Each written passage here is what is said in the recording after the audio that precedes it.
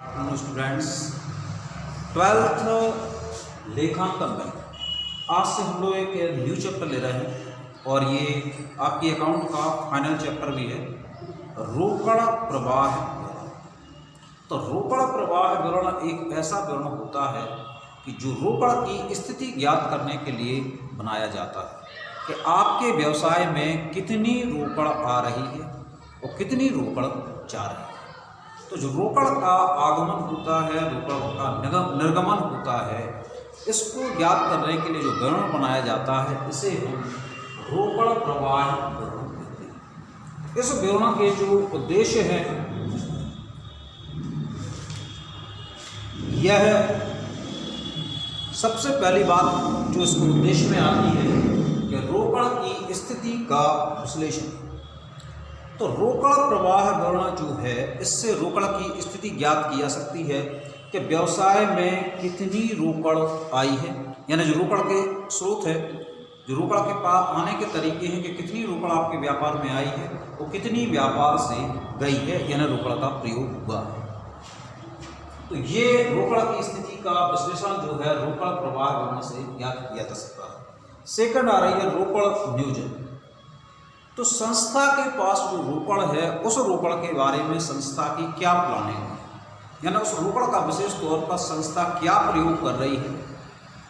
यदि मान लीजिए उसके पास रोकड़ की कमी है तो उस कमी को प्राप्त करने के लिए संस्था कौन से साधन अपना रही है, प्रयोग करने के कौन से तरीके अपना रही है।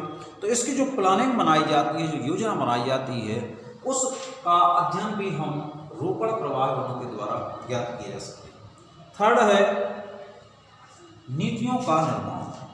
तो किसी व्यवसाय के संबंध में जो रोकड़ की प्राप्ति की नीतियां होती हैं उनका निर्माण भी जो है रोकड़ प्रवाह विवरण के आधार पर तैयार किया जाता है कि जो भी व्यवसाय की अल्पकालीन आवश्यकताएं हैं, दीर्घकालीन आवश्यकताएं हैं, तो इनके लिए रोकड़ की पूर्ति कैसे की जाएगी, लाभांश की घोषणा कैसे की जाएगी, इन सब का जो है ऋण की वापसी कैसे की जाएगी, इन नीतियों का निर्माण जो है रोकड़ प्रवाह पर निर्भर करता है।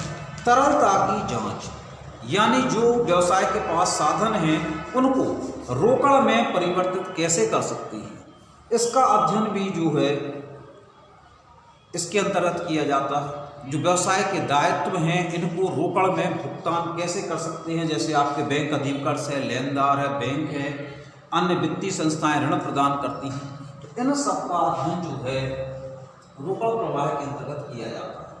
विभिन्न क्रियाओं द्वारा रोकड़ प्रवाह की सूचना। तो व्यवसाय में जो रोकड़ का प्रवाह होता है वो मुख्य रूप से 3 क्रियाओं के द्वारा होता है।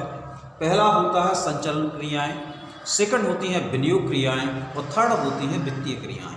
तो इन विभिन्न क्रियाओं से रोकड़ का प्रवाह किस प्रकार हो रहा है, इसका अध्ययन भी हम रोकड़ प्रवाह विवरण के अंतर्गत करते हैं। भावी रोकड़ का अनुमान। तो जो भविष्य की रोकड़ है, भविष्य के बारे में रोकड़ की क्या स्थिति है, रोकड़ के क्या स्रोत हैं, क्या उसका प्रयोग है, इस सब की एक भावी रोकड़ का अनुमान भी जो है रोकड़ प्रवाह विवरण से लगाया जाता है। रोकड़ प्रवाह का जो निर्माण है, उसका प्रवाह विवरण का निर्माण है, यह 2 तरीकों से किया जा सकता है।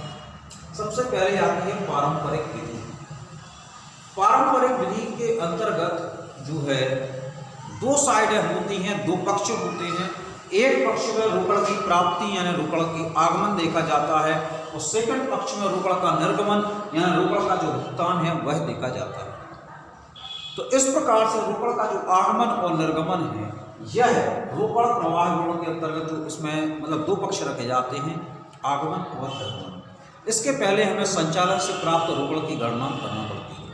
इस विधि में 2 तरीके हैं, पहली है प्रत्यक्ष विधि और सेकंड है अप्रत्यक्ष विधि। इसके बाद जो है अकाउंट में संशोधन के लिए कुछ समय समय पर लेखांकन प्रमाण निश्चित किए गए।